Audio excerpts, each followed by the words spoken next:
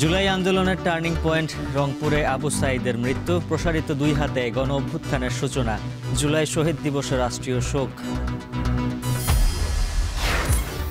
প্রথম প্রান্তিকে ২,০০০ কোটি টাকার বেশি খেলাপি বেড়েছে ব্যাংক বহির্ভূত আর্থিক প্রতিষ্ঠানে।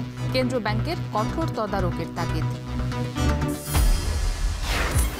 বর্ষা মৌসুমের শুরুতে এই রাজশাহীতে ডেঙ্গু আতঙ্ক, হাসপাতালে আক্রান্তের ভিড়, দ্রুত ব্যবস্থা না নিলে পরিস্থিতি ভয়াবহ শঙ্কা।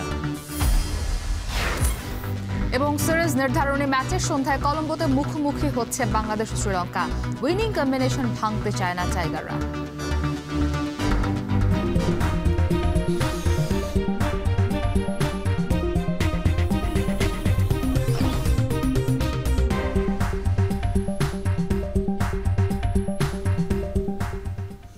স্বাগত। এখন সকালে পুরো আয়োজন জুড়ে আপনাদের সাথে থাকবো আমরা দুজন, আমি ইসরাত মুক্তি এবং আমি উজ্জ্বল হাফিজ।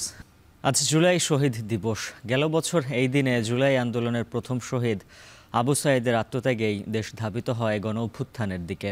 তাকে কেবল গুলি করে হত্যা করাই হয়নি, মৃত্যুর পর মরদেহ নিয়েও চলে লুকোচুরি। গোপনে পোস্টমর্টেম আর মরদেহ হস্তান্তরের গড়িমসি করে কর্তৃপক্ষ। গভীর রাতে হয় দাফনের চেষ্টাও। বেগম রোকেয়ার ফটক থেকে গুলিবিদ্ধ হয়ে হাসপাতাল, তারপর মৃত্যু। পরবর্তী ঘটনা প্রবাহ সেদিন ঠিক কেমন ছিল তা জানার চেষ্টা করেছেন সহকর্মী মোকাররম হোসাইন, ছবি তুলেছেন আশিকুর রহমান।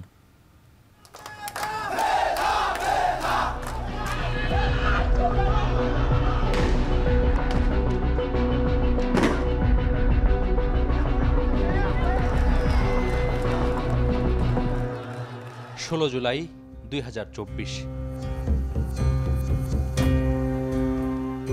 ছিল আষাঢ়ের শেষ দিন, কিন্তু আকাশের সব মেঘ যেন পঞ্জীভূত হয়েছিল ছাত্র জনতার হৃদয়ে। উত্তাল ক্যাম্পাসে হালকা বৃষ্টির সাথে চলছে মুহুর্মুহু গুলি। তাই এদিন বর্ষণের বদলে বেশি ঝরেছে ছাত্র জনতার রক্তধারা।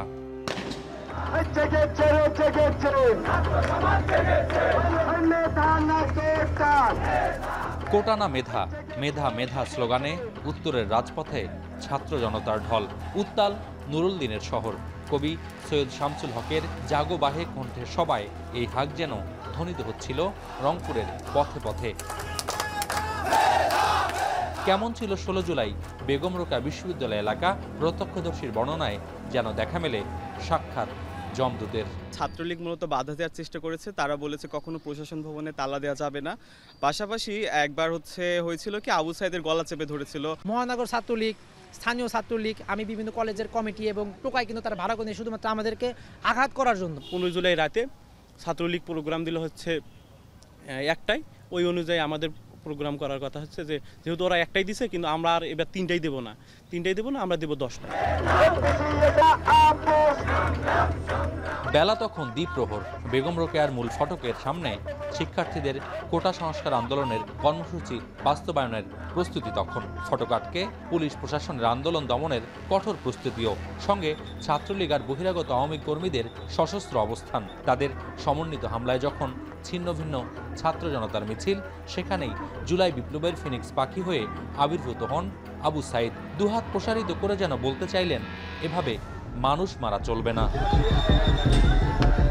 বৈষম্য বিরোধী শিক্ষার্থীদের বাঁচাতে সম্মুখে দাঁড়িয়ে যাওয়ার দৃশ্যটি যখন সহযোদ্ধাদের বাঁধ ভাঙা সাহস জোগালো, আর তাতেই যেন আগুনে ঘি ঢালল পুলিশ।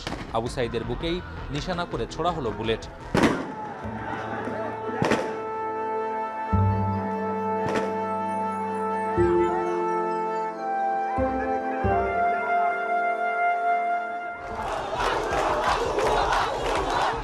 প্রথম শহীদ আবু সাঈদের মৃত্যুর খবর ছড়িয়ে পড়তেই পাল্টে গেল দেশ জুড়ে বৈষম্য বিরোধী ছাত্র আন্দোলনের নতুন গতিপথ। সেই আত্মত্যাগেই গণ অভ্যুত্থানের দিকে ধাবিত হয় সারা দেশের ছাত্র জনতা। এখন আমরা লালবাগে অবস্থান করে বিশ্ববিদ্যালয় থেকে মুভ করছিলাম। যখন মুভ করছিলাম এই মুহূর্তে আমাদের কাছে খবর আসে যে শহীদ আবু সাঈদ শহীদ হয়ে গেছেন। এই অঞ্চলের মানুষের মধ্যে স্বাধীনতার আকাঙ্ক্ষা এত প্রকট যে আসলে এটা কিন্তু হিস্ট্রিক্যালি কিন্তু এটা কিন্তু আসলে বারবার কিন্তু প্রমাণিত হয়ে এসেছে। তো তারই একটা পুনরাবৃত্তি আর কি 24-এ হলো, সেটা আবু সাঈদ ভাইয়ের মধ্য দিয়ে। এদিন কেবল আবু সাঈদকে হত্যা করেই থেমে থাকেনি স্বৈরাচারের প্রশাসন। তার মরদেহ নিয়েও করা হয় নানা নাটকীয়তা। হাসপাতাল থেকে মরদেহ নিয়ে বিশ্ববিদ্যালয়ে আসার পথে লাশ কেড়ে নেয় পুলিশ। হাসপাতালে নিয়ে হিমঘর থেকে সরিয়ে ফেলা হয় নিথর দেহ। হস্তান্তরেও করা হয় গড়িবসি। লাশবাহী অ্যাম্বুলেন্সের পেছনে আইন শৃঙ্খলা বাহিনীর গাড়িবহর এলাকা জুড়ে সৃষ্টি করে আতঙ্ক। পরিবারকে চাপ দেওয়া হয় রাতেই দাফনের জন্য। সেদিনের বিভীষিকাময় পরিস্থিতি এখনও দগদগে প্রত্যক্ষদর্শী বৈষম্য বিরোধী শিক্ষকদের চোখে মুখে। আমরা চেয়েছিলাম মরদেহ বিশ্ববিদ্যালয় ক্যাম্পাসে নিয়ে আসা হোক, এটা করতে দেওয়া হয়নি। আমরা একটা অ্যাম্বুলেন্স বিভাগ, ইংরেজি বিভাগ একটা অ্যাম্বুলেন্স ঠিক করেছিল, সেই অ্যাম্বুলেন্সে আমাদের যেতে দেওয়া হয়নি। গলিপথ দিয়ে আমরা 4 জন সহকর্মী রংপুর মেডিকেলে পৌঁছাই। ওখানে গিয়ে দেখি যে আবু সাঈদের লাশকে ঘিরে তার সহপাঠীরা অপেক্ষা করছে এবং তারা অপেক্ষা করছে একটি ডেথ সার্টিফিকেটের জন্য। বিশ্ববিদ্যালয়ে অবাক কারণ বিষয়টা হলো যে বিশ্ববিদ্যালয়ের ভিতরে তৎকালীন সময়ে যুবলীগ, স্বেচ্ছাসেবক লীগ, ছাত্রলীগ, একে সশস্ত্র অস্ত্রধারীরা অবস্থান করছিল। বিদ্রোহের যাত্রায় এসে বেরোবির এই ফটক থেকেই শহীদী মিছিলে সামিল হয়েছেন বিশ্ববিদ্যালয়ের 12তম ব্যাচের শিক্ষার্থী শহীদ আবু সাঈদ। বৈষম্য এবং নিপীড়নের বিরুদ্ধে দুহাত প্রসারিত করে যে কথা বলতে চেয়েছেন তিনি তা সবার জানা। তবে জুলাই বিপ্লবের বছরপূর্তিতে ফেসিবাদ বিরোধী রাজনৈতিক দলগুলোর মধ্যে যে অনৈক্য দৃশ্যমান, এ কারণে যদি জুলাই আকাঙ্ক্ষা বাস্তবায়ন না হয় তাহলে ইতিহাসের মহাসড়কে দাঁড়িয়ে একদিন প্রশ্ন তুলবে এই বাংলাদেশ, এমন আশঙ্কা জুলাই যোদ্ধাদের। আবু সাঈদের মৃত্যুর মাধ্যমে জুলাইয়ের কোটা সংস্কার আন্দোলনকে বিপ্লবে রূপ দেওয়ার নেপথ্যে ইতিহাসের অবিচ্ছেদ্য অনুষঙ্গ এখন রংপুরের বেগম রোকেয়া বিশ্ববিদ্যালয়। 16 জুলাই আবু সাঈদের সাহস ও বীরত্ব যেভাবে হয়ে উঠেছিল মিছিলের মোহনা, তার বছর পূর্তিতে মানুষের প্রত্যাশা সেভাবেই সকল বৈষম্য ও নিপীড়নের বিরুদ্ধে বাংলার তারুণ্য উচ্চারণ করবে বন্ধু নাম পথে। কথা হবে যেতে যেতে। মোকাররম হোসাইন, এখন রংপুর। মধ্য জুলাইয়ে ঢাকা বিশ্ববিদ্যালয়ে থেমে যাওয়া আন্দোলনে নতুন মাত্রা দেয় স্কুল কলেজের শিক্ষার্থীরা। তাদের দুর্গ হয়ে ওঠে সায়েন্স ল্যাব, ধানমন্ডি ও নিউ মার্কেট এলাকা। ঢাকার প্রথম শহীদ হিসেবে প্রাণ দেয় কলেজ পড়ুয়া ফারহান ফাইয়াজ। সেসব দুঃসহ স্মৃতি এখনও বয়ে বেড়াচ্ছেন তরুণরা। তাদের চাওয়া তরুণদের আকাঙ্ক্ষা বাস্তবায়নই হোক নতুন বন্দোবস্ত। সিফাত শাহরিয়ারের প্রতিবেদন।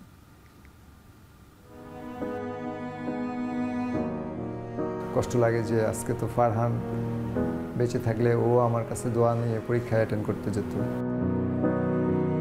আমাদের একসাথে বেড়ে ওঠা, খেলাধুলা, খাওয়া দাওয়া, তারপরে একসাথে পড়ালেখা করা, তো সবকিছু এখন স্মৃতি।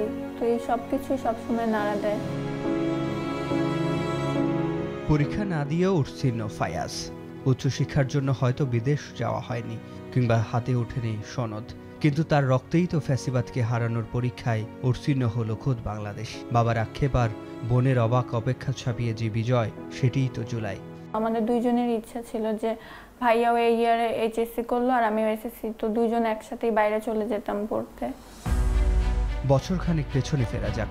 ঢাকা বিশ্ববিদ্যালয়ের আন্দোলন যখন থমকে গেল, 16 জুলাইয়ের সকালটা ছিল এমন।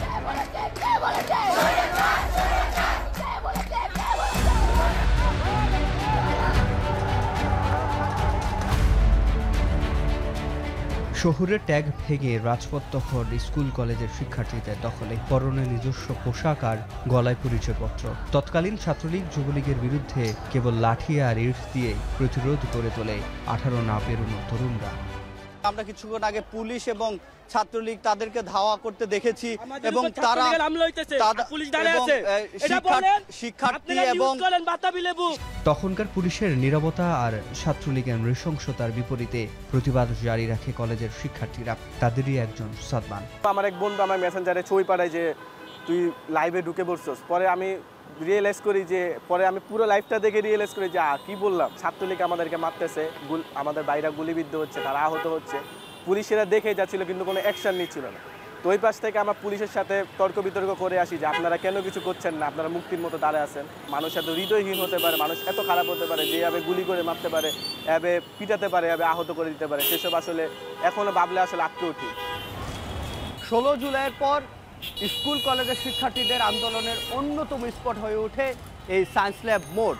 Dhaka college, city college, ideal college ছাড়াও তখন ধানমন্ডি ও এর আশপাশের এলাকার স্কুলের শিক্ষার্থীরা এখানে এসে জড়ো হতো এবং নিউ মার্কেট, মিরপুর রোড এবং শাহবাগ, ধানমন্ডির যানবাহন যেহেতু এই পথ ধরে চলাচল করত, সেক্ষেত্রে এই পথ দিনভর ধরে রাখা ছিল আন্দোলনকারী শিক্ষার্থীদের অন্যতম লক্ষ্য। মধ্য জুলাই থেকে 5 আগস্ট পর্যন্ত কলেজের শিক্ষার্থীরাই সামনে থেকে আন্দোলন চালিয়ে নেয়। দুর্গ গড়ে তোলে সায়েন্স ল্যাব, ধানমন্ডি ও নিউ মার্কেট এলাকায়। আমরা ঢাকা কলেজের আশপাশে যারা ছিলাম, বিভিন্ন ম্যাচে ছিলাম, তারা কিন্তু ওই সায়েন্স ল্যাব, শাহবাগ, এই নীলক্ষেত, এগুলো কিন্তু আমরা প্রতিরোধ গড়ে তুলি। ছাত্রলীগের মার্কেট ঢাকা কলেজের সামনে থেকে এখানে চলে আসি, আমি প্রায় সেন্সলেস অবস্থায়। আমাকে আইডিয়াল কলেজ এবং সিটি কলেজের 3টা ছেলে ওরা কাঁধে করে এখানে নিয়ে আসলো এবং এখানে এসে দেখলাম ওরাই ফার্স্ট এড দিচ্ছে। এরা আমাদের পিছনে সবচেয়ে বড় দুর্গ ছিল। হামলা ও মামলার সেসব দুঃসহ স্মৃতি এখনো বয়ে বেড়াচ্ছেন কেউ কেউ।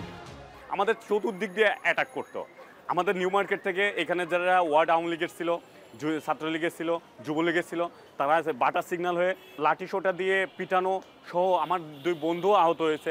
শাকিলের চোখে গুলি লাগছে। আমি যখন থানায় উঠতেছিলাম তখন মেঝেতে অনেক রক্ত দেখতে পাই এবং আমাকে যখন ভিতরে ঢুকানো হয় তখন আবার অনেক প্রহার করা হয়। আমি দুজনের কাঁধে ভর দিয়ে আসছিলাম, তারপর আমাকে পিছন থেকে এসআই মাহফুজ আমাকে অনেক মারধর করে। আমার বুলেট সামনে দিলে পিছন দিয়ে বের হয়ে যায় এবং আমাদের ঢাকা কলেজের আরেক শিক্ষার্থী রয়েছে, সে ছাত্রদলের আহ্বায়ক কমিটির মেম্বার আব্দুল্লাহ ইমরান, সে এখনো হাসপাতালে ভর্তি রয়েছে। এই ছবিটা হচ্ছে, তবে যারা হারিয়েছেন প্রিয়জন তাদের চাওয়া দ্রুত দৃশ্যমান হোক বিচার। এখনো জাস্ট কেসগুলি ফাইল করা হচ্ছে কিন্তু বিচার এখনো করা হচ্ছে না। তাহলে আমাদের কাছে প্রশ্ন হচ্ছে, 1 বছর যদি এই কেস ফাইল করতেই টাইম নেওয়া হয় তাহলে বিচার করতে কয় বছর লাগবে? বিচার কি আগেও হবে? সরকারের চতুর্দিকেই তো সেই ফেসিবাদের দোসররা এখন আছে। সেই ফেসিবাদের দোসরকে সরাইতে পারে নাই সরকার, এটা সরকারের ব্যর্থতা। যদি ওই ফেসিবাদের দোসরদের সরাতে পারতো তাহলে সরকার, আমি বলতাম যে সাকসেসফুল হতো এবং বিচারটাও আমরা ত্বরান্বিত দেখতে পেতাম।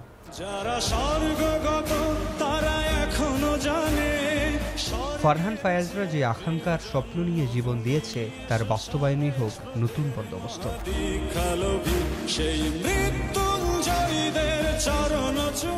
সিফাত শাহরিয়ার, এখন, ঢাকা। জুলাই শহীদ দিবস উপলক্ষে আজ রাষ্ট্রীয় শোক পালনের সিদ্ধান্ত নিয়েছে সরকার। মঙ্গলবার মন্ত্রিপরিষদ সচিব ডক্টর শেখ আব্দুর রশিদের সই করা এক প্রজ্ঞাপনে কথা জানানো হয়েছে।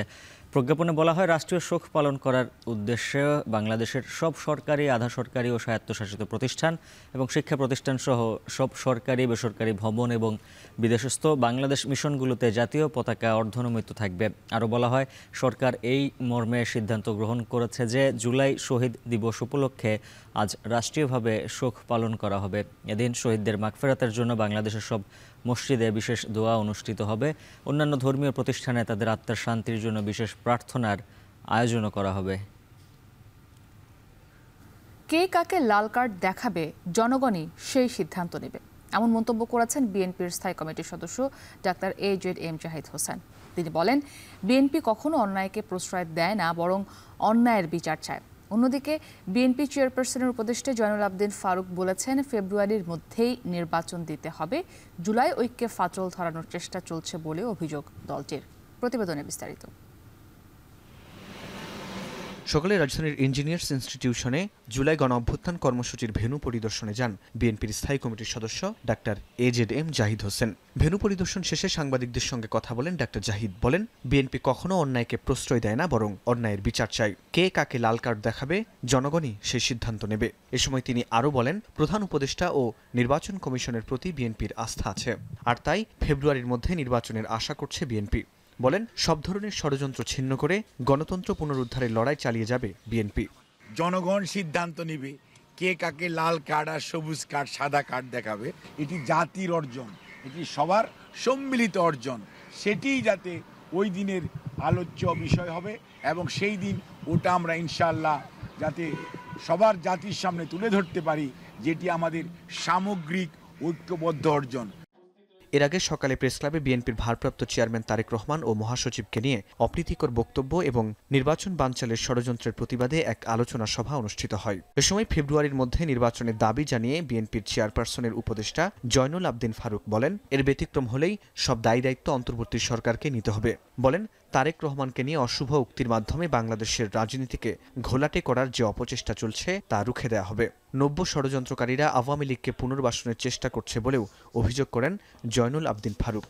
দেশে একটি সত্যিকার গণতান্ত্রিক সরকার কায়েম করার জন্য ইন্টেরিয়াম গভর্নমেন্ট যে আশ্বস্ত করেছেন ফেব্রুয়ারির মাসেই এই নির্বাচন হতে হবে, যদি না হয় আপনাদেরকে দায়িত্ব বহন করতে হবে।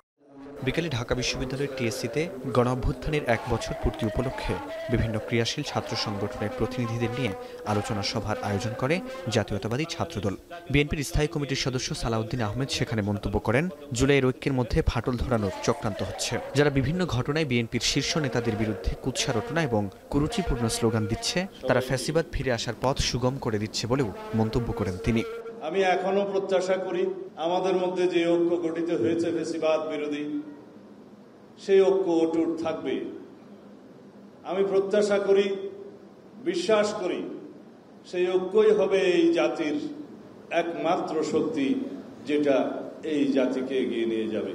সংস্কার কমিশনে আলোচনার ধীরগতির কারণে আগস্টের আগে জাতীয় সনদ সম্ভব হবে কিনা এ বিষয়ে সংশয় প্রকাশ করে সালাউদ্দিন আহমেদ বলেন, আওয়ামী লীগের অপরাধীদের বিচারের জন্য সামনে আরও ট্রাইব্যুনাল বানানোর প্রয়োজন হতে পারে। মর্যাদা সম্পর্কে জানতে চান? ফরহাদ বিন নূর, এখন, ঢাকা। জাতীয় নাগরিক পার্টির আহ্বায়ক নাহিদ ইসলাম বলেছেন, সাধারণ মানুষের গণজাগরণের ফলে শেখ হাসিনা দেশ ত্যাগে বাধ্য হয়েছে। 24-এর গণ অভ্যুত্থান নতুন বাংলাদেশ তৈরি করেছে। জুলাই পদযাত্রার 15তম দিনে ভোলা প্রেস ক্লাবের সামনে পথসভায় তিনি এমন মন্তব্য করেন। এ সময় লুটপাট, বৈষম্য, চাঁদাবাজি থেকে মুক্তি পেতে এনসিপির সাথে থাকার আহ্বান জানান দলটির নেতারা।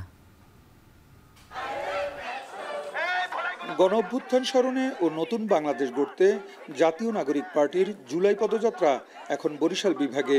কর্মসূচির 15তম দিনে ভোলায় পদযাত্রা ও পথসমাবেশে অংশ নেয় দলটির কেন্দ্রীয় নেতারা। দিনের শুরুতে বরিশাল থেকে ফেরিযোগে ভোলায় যায় দলটির নেতারা। এরপর পদযাত্রা করে প্রেস ক্লাবের সামনে পথসভায় যোগ দেয়। এ সময় দলটির আহ্বায়ক নাহিদ ইসলাম বলেন, সাধারণ মানুষের গণজাগরণের ফলে শেখ হাসিনা দেশ থেকে বাধ্য হয়েছে। 24-এর গণ অভ্যুত্থান নতুন বাংলাদেশ তৈরি করেছে।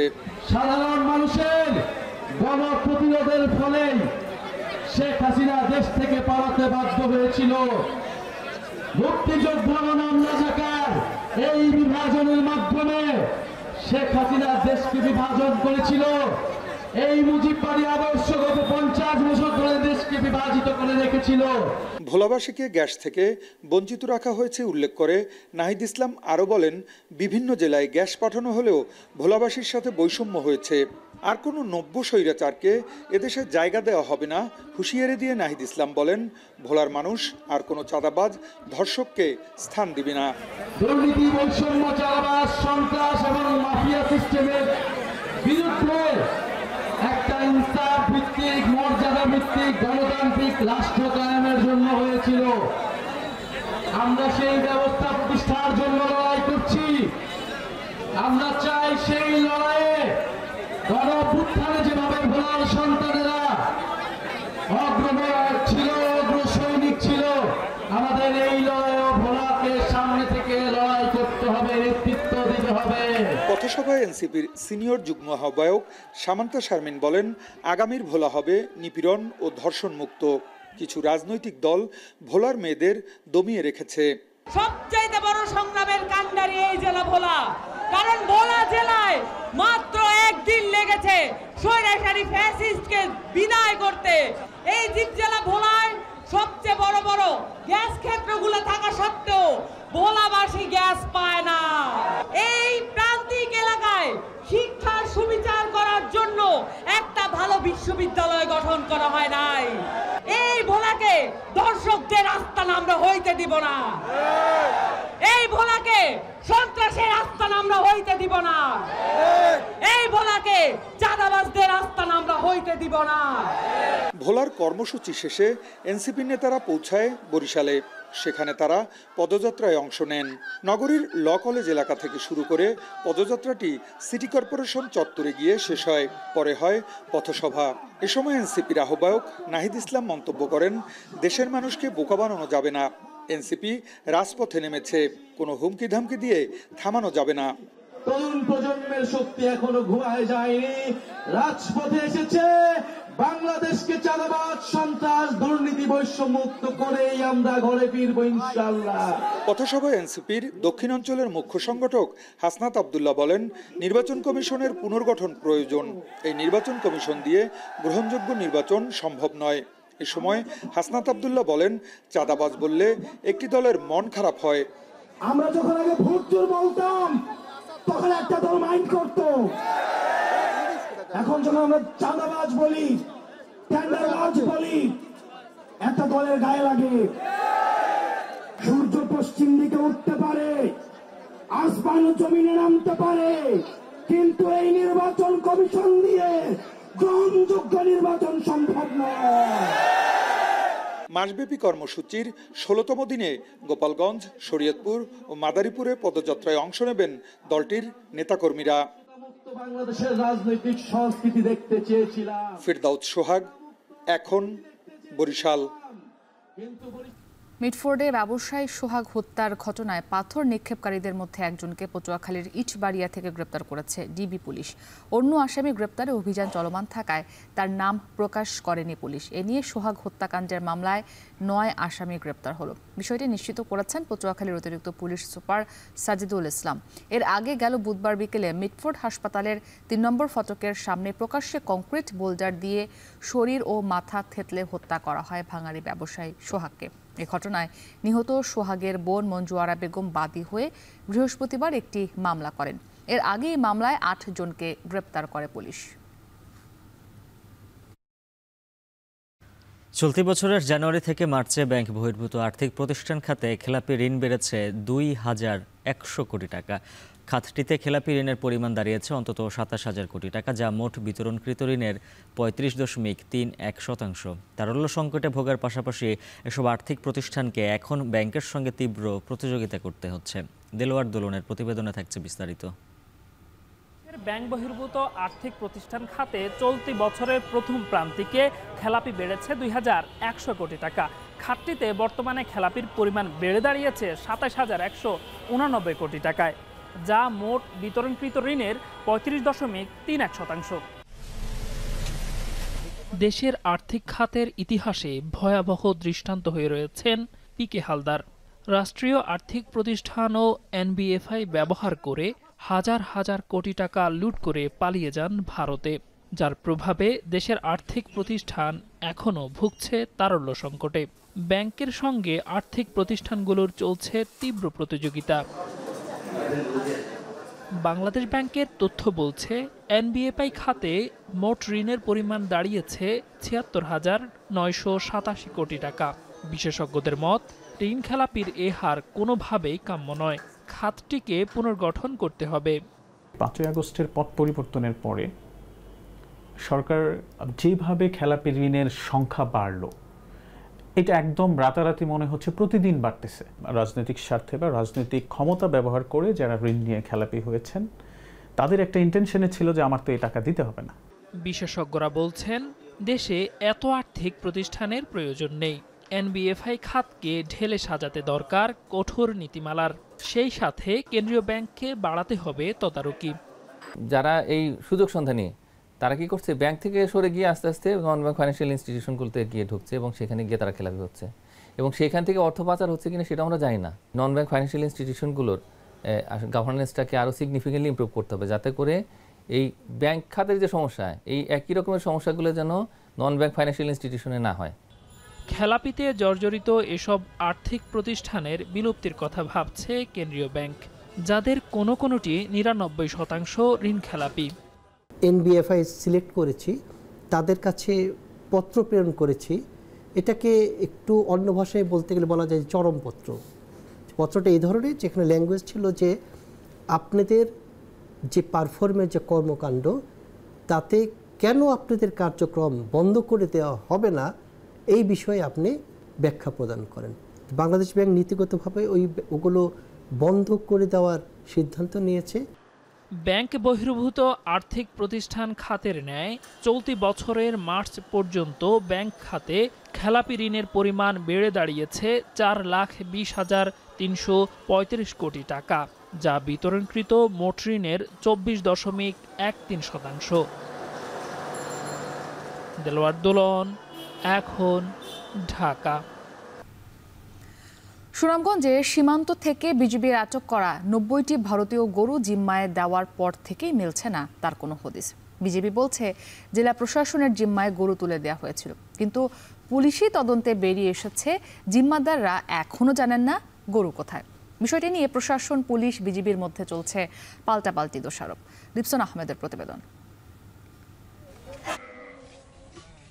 এ যেন সিনেমার গল্প, কেউ ধরছে কেউ বা উধাও করছে ক্ষমতার প্রভাবে। সুনামগঞ্জের সুরমা নদীতে গত 30 এপ্রিল টাস্ক ফোর্স অভিযান চালিয়ে 90টি ভারতীয় গরু আটক করে 28 বিজিবি। প্রকাশ্যে নিলামের প্রস্তুতিও নেওয়া হয়, তবে নিলামের ঠিক আগ মুহূর্তে জেলা প্রশাসনের নির্দেশে বাতিল করা হয় প্রক্রিয়া। বিজিবি জানায়, জেলা প্রশাসনের পক্ষ থেকে আসা স্থানীয়দের কাছে জিম্মি দেওয়া হয় জব্দ করা এসব গরু।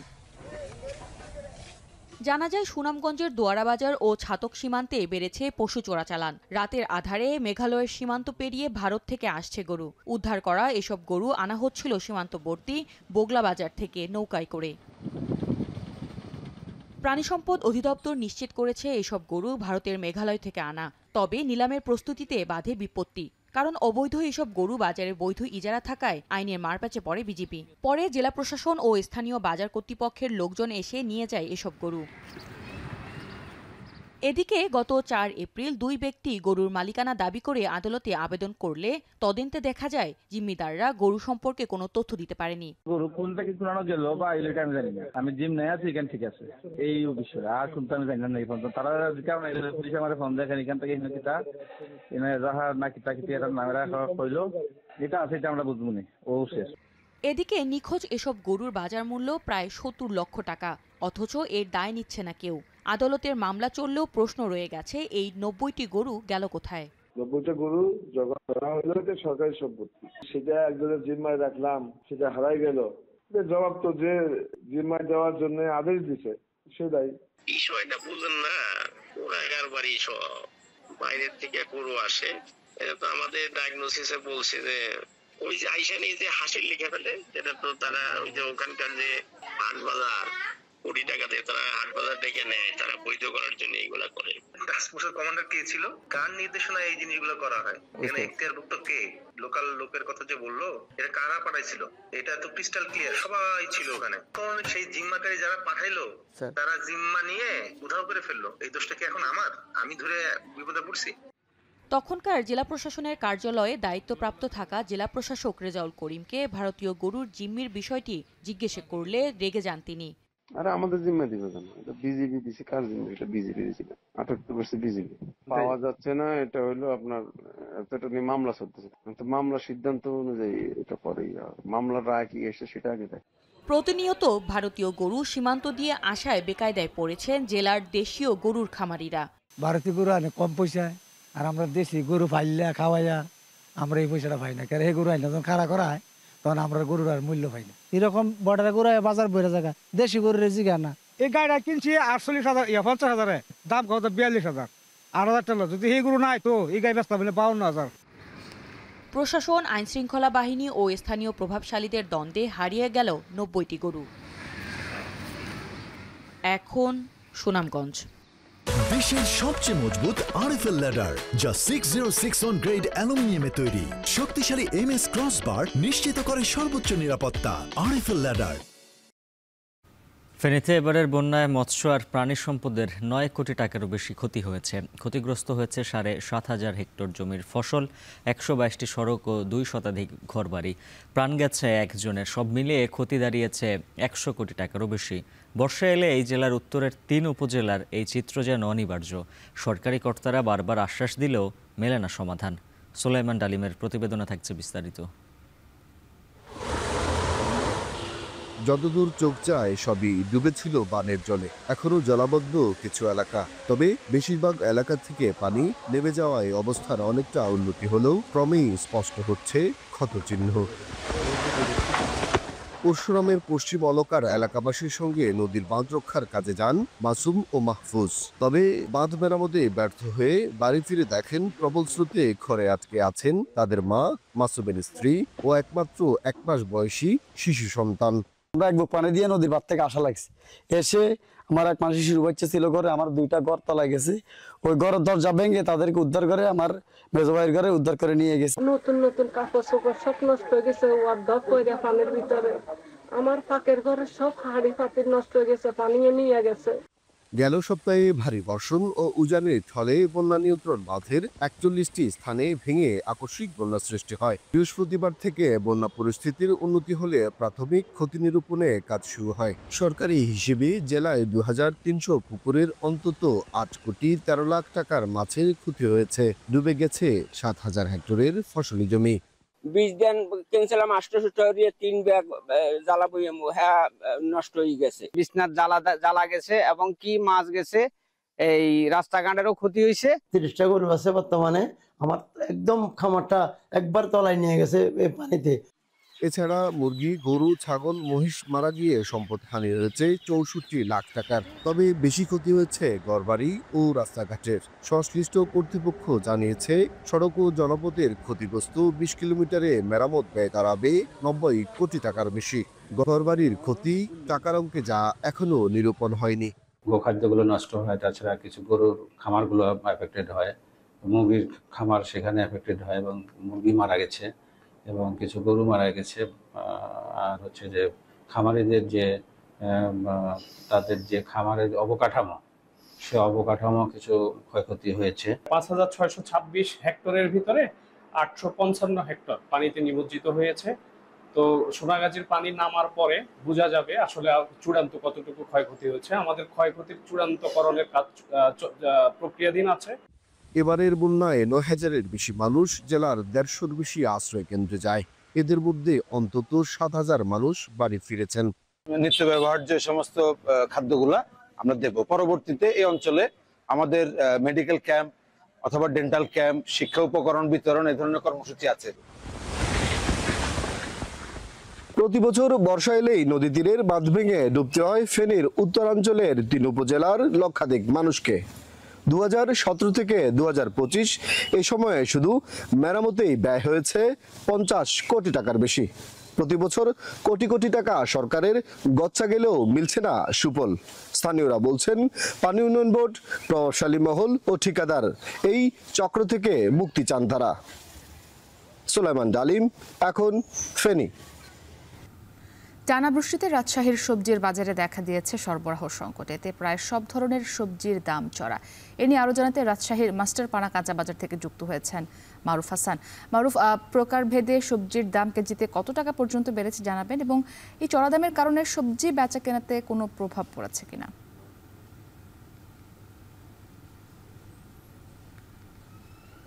রাজশাহীতে কিন্তু টানা সপ্তাহ জুড়ে কিন্তু বৃষ্টি পড়ছে। সেই বৃষ্টির প্রভাব কিন্তু সবজির বাজারে কিন্তু দেখা যাচ্ছে।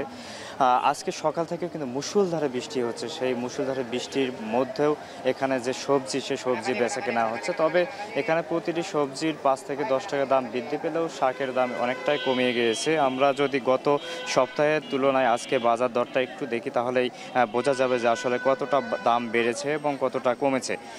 তবে এখানে দেখি আমরা যে গত সপ্তাহে পটলের দাম ছিল 20 টাকা, সেই পটল কিন্তু আজ বিক্রি হচ্ছে 28 টাকা দরে। আর ঢেঁড়সের দাম ছিল 20 টাকা, আজ বিক্রি হচ্ছে 30 টাকা দরে। আলু ছিল 22 টাকা গত সপ্তাহে, সেই আলু আজ বিক্রি হচ্ছে 25 টাকা দরে। বরবটি ছিল গত সপ্তাহে 30 টাকা, আজকে 35 টাকা দরে বিক্রি হচ্ছে। এবং বেগুন গত সপ্তাহ ছিল 75 টাকা, আজকে সেই বেগুন জাত ভেদে এবং সাইজ অনুযায়ী সেগুলো বিক্রি হচ্ছে 80 টাকা দরে। ঝিঙ্গা গত সপ্তাহে ছিল 30 টাকা, সেই ঝিঙ্গা আজ বিক্রি হচ্ছে 35 টাকা দরে। করলার দাম গত সপ্তাহে ছিল 30 টাকা, আজও 30 টাকায় রয়েছে। তবে এখানে স্বস্তির যে ব্যাপারটি সেটি হচ্ছে কাঁচা মরিচের দাম কমেছে এই সপ্তাহে। গত সপ্তাহে ছিল 260 টাকা থেকে 300 টাকা পর্যন্ত কাঁচামরিচের দাম। আজ সেই কাঁচামরিচ বিক্রি হচ্ছে 160 থেকে 170 টাকা দরে। এই বাজারে মূলত অনেক সবজির পাশাপাশি এখানে কিন্তু অনেক ধরনের শাকও পাওয়া যায়। শাকগুলো আমরা দেখতে পেয়েছি যে খুবই কম মূল্যেই কিন্তু বিক্রি হচ্ছে, 8 টাকা কেজি 60 টাকা কেজি দরে বিক্রি হচ্ছে। এখানে যারা বিক্রেতা রয়েছেন তাদের সঙ্গে আমরা কথা বলে জানতে পেয়েছি, তারা বলছেন যে বৃষ্টি থাকার কারণে শস্য জমিতে রাখতে পারছে না যারা এই শস্য চাষ করে, তারা মূলত বাজারে নিয়ে আসছে, যার কারণে সবজির এই বাজারের সংখ্যাটা অনেকটাই বেশি, সরবরাহ বাড়ছে আজকে, এবং যার জন্য বাজারের যে দাম দর সেটা একটু বাড়লেও গত সপ্তাহের তুলনায় স্বাভাবিক আছে বলে তারা জানাচ্ছেন।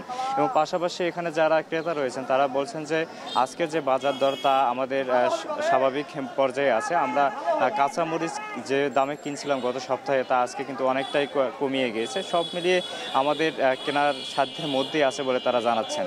পাশাপাশি এই ধরনের টানা বৃষ্টি যদি চলমান থাকে হয়তো সবজির বাজারে আরও বড় ধরনের দাম বাড়ার আশঙ্কাও কিন্তু করছেন এখানে যারা ক্রেতা রয়েছেন তারা। বৃষ্টির কারণেই মূলত শস্যের যে ক্ষেতগুলো রয়েছে সেগুলোতে পানি জমে গেছে এবং সেখানে পানি জমার কারণে অনেকেই শস্য তুলতে পারছে না। পাশাপাশি কিছু কিছু শস্যের জমি ডুবে থাকার কারণে সেই গাছগুলো মরে যাচ্ছে, যার কারণে এই শস্যগুলো বাজারে নিয়ে আসা কোনোভাবে সম্ভব হচ্ছে না। সব মিলিয়ে বাজারের আজকের যে দাম দর তা বোঝাই যাচ্ছে যে গত সপ্তাহের তুলনায় 5 থেকে 10 টাকা বৃদ্ধি পেলেও অন্যান্য যেসব শাক এবং কাঁচামরিচ রয়েছে সেগুলোর দাম কিন্তু কম রয়েছে, যা ক্রেতাদের সাধ্যের মধ্যে আছে। এবং এখানে বিক্রেতাদের বলছেন যে স্বাভাবিক এই বাজার দর আমরাও চাই স্বাভাবিক থাক, তবে সরবরাহের উপর সেটা নির্ভর করে। মুক্তি, রাজশাহীর সবজির বাজার থেকে এই ছিল সর্বশেষ। বর্ষা মৌসুম শুরুর সাথে সাথেই রাজশাহীতে ছড়িয়ে পড়েছে ডেঙ্গু। শহর থেকে গ্রাম সবখানে ছড়িয়ে পড়েছে আতঙ্ক। মেডিকেল ও ক্লিনিকে বাড়ছে আক্রান্ত রোগীদের ভিড়। রাজশাহী মেডিকেল কলেজ হাসপাতালে খোলা হয়েছে আলাদা ডেঙ্গু ওয়ার্ড। সবচেয়ে বেশি